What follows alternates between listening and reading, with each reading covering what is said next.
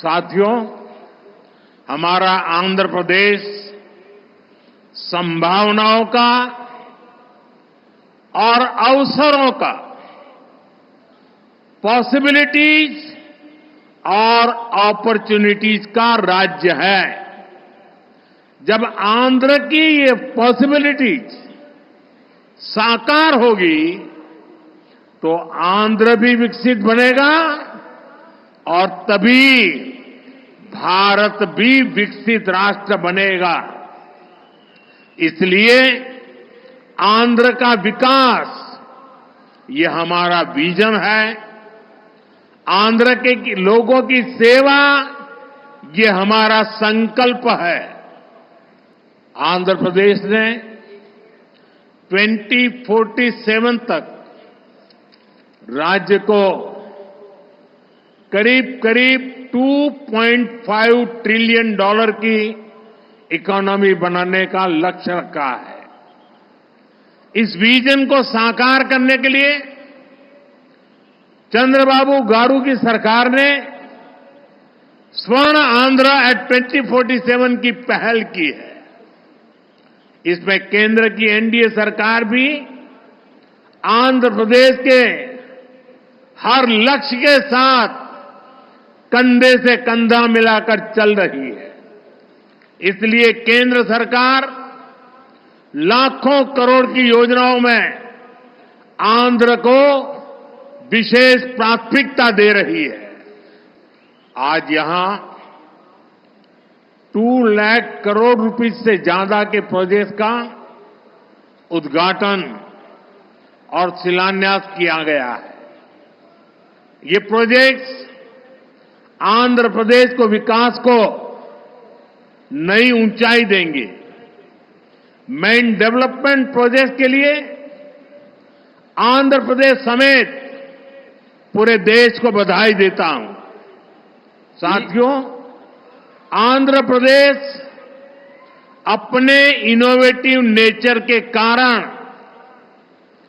IT और technology का इतना बड़ा हब है। अब समय है आंध्र नई फ्यूचरिस्टिक टेक्नोलॉजीज का सेंटर बने। जो टेक्नोलॉजीज अभी डेवलप ही हो रही है, हम अभी से उनमें लीड लें। आज ग्रीन हाइड्रोजन का इस्तेमाल ये ऐसा ही उभरता हुआ क्षेत्र है।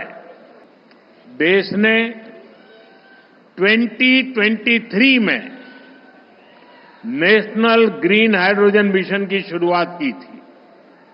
हमारा लक्ष्य है 2030 तक 5 million metric tons green hydrogen का प्रोडक्शन। इसके लिए शुरुआती चरण में 2 ग्रीन हाइड्रोजन हब स्थापित होंगे, जिनमें से एक हमारा विशाखापट्टनम है।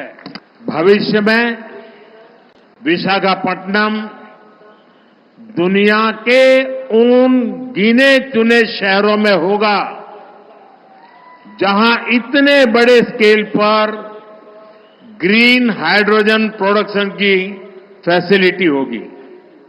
इस ग्रीन हाइड्रोजन हब से अनेक जॉब अपॉर्चुनिटीज तैयार होगी। साथ ही आंध्र प्रदेश में मैन्युफैक्चरिंग इकोसिस्टम भी डेवलप होगा। साथियों, आज मुझे नक्कापल्ली में बल्क ड्रग पार्क प्रोजेक्ट का शिलान्यास करने का अवसर भी मिला है।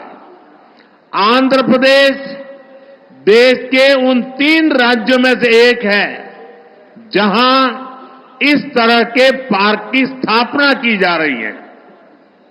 इस पार्क में मैन्युफैक्चरिंग और रिसर्च के लिए बेहतरीन इंफ्रास्ट्रक्चर तैयार किया जाएगा।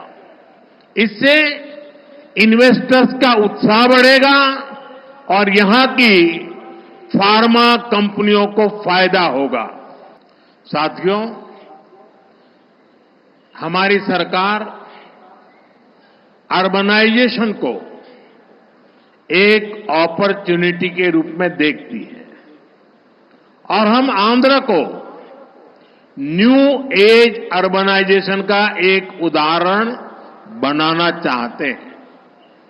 इसी विजन को साकार करने के लिए आज कृष्णापट्टनम इंडस्ट्रियल एरिया यानी क्रीज सिटी का फाउंडेशन स्टोन रखा गया है। ये smart city Chennai Bengaluru industrial corridor का हिस्सा बनेगी। इससे आंध्र में थाउजेंड्स ऑफ करोड़ का इन्वेस्टमेंट आएगा और लाखों इंडस्ट्रियल जॉब तैयार होगी। साथियों, आंध्र प्रदेश को पहले से श्री सिटी के रूप में मैन्युफैक्चरिंग हब का फायदा मिल रहा है। हमारा प्रयास है कि आंध्र प्रदेश इंडस्ट्रियल और मैन्युफैक्चरिंग के क्षेत्र में देश के टॉप स्टेट्स में शामिल हो। मैन्युफैक्चरिंग को बढ़ावा देने के लिए हमारी सरकार पीएलआई जैसी स्कीम्स चला रही है। इसका परिणाम यह है कि आज कई प्रोडक्ट्स की मैन्युफैक्चरिंग में भारत की गिनती दुनिया के टॉप कंट्रीज में होने लगी है। साथियों, आज नए विशाखापट्टनम शहर में साउथ कोस्ट रेलवे जोन मुख्यालय की भी फाउंडेशन रखी जा रही है। आंध्र प्रदेश के विकास के लिहाज से ये बहुत इंपॉर्टेंट है। लंबे समय से एक अलग रेलवे जोन की मांग हो रही थी। आज ये स्वप्न साकार हो रहा है। साउथ कोस्ट रेलवे जोन का मुख्यालय बनने के बाद इस पूरे क्षेत्र में कृषि और व्यापार से जुड़ी एक्टिविटीज का विस्तार होगा। इसके अलावा टूरिज्म क्षेत्र और लोकल इकोनॉमी को भी प्रगति के नए अवसर मिलेंगे। आज यहां कनेक्टिविटी से जुड़े थाउजेंड्स ऑफ करोड़ के प्रोजेक्ट्स का उद्घाटन और शिलान्यास भी हुआ है। रेलवे के क्षेत्र में आंध्र प्रदेश उन राज्यों में शामिल है जहां 100% इलेक्ट्रिफिकेशन हो चुका है। आंध्र प्रदेश के 70 से ज्यादा रेलवे स्टेशनों को अमृत भारत स्टेशन योजना के तहत डेवलप किया जा रहा है। आंध्र प्रदेश के लोगों की ईज ऑफ ट्रेवल के लिए 7 वंदे भारत ट्रेनें और अमृत भारत ट्रेन भी चलाई जा रही है। साथियों, आंध्र में ये infrastructure revolution, better connectivity, better सुविधाएं, इनसे पूरे प्रदेश का लैंडस्केप बदलेगा। इससे ईज ऑफ लिविंग और ईज ऑफ डूइंग बिजनेस बढ़ेगा। यही विकास आंध्र की करीब $2.5 ट्रिलियन इकोनॉमी का आधार बनेगा। साथियों, विशाखापट्टनम और आंध्र प्रदेश के कोस्ट सैकड़ों वर्षों से भारत के ट्रेड का गेटवे रहे। आज भी विशाखापट्टनम का उतना ही महत्व है।